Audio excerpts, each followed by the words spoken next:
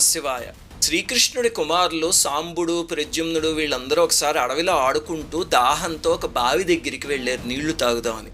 అందులో చూస్తే ఒక పెద్ద కొండంత ఊసరవెల్లి కనిపించింది. వాళ్ళు ఆశ్చర్యపోయి అయ్యో పాపం అది బయటికి రాలేకపోతుందని దానికి తాళ్లు కట్టి పైకి లాగుదామని ఎంత ప్రయత్నించినా అది రాలే.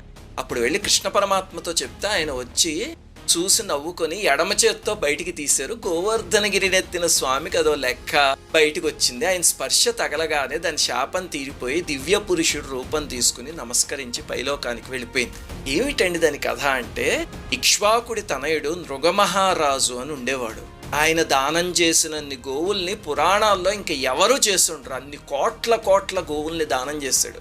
ఒకసారి బ్రాహ్మణుడికి గోదానం చేశాక బ్రాహ్మణుడు ఆ గోవుని ఇంటికి తీసుకెళ్ళాడు. దానికి ఒక గుర్తు పెట్టుకొని ఆ బ్రాహ్మణుడు పెంచుకుంటున్నాడు. రోజు ఏమరపాటుగా ఉండి కట్టడం మర్చిపోయేసి ఆ గోవు తప్పించు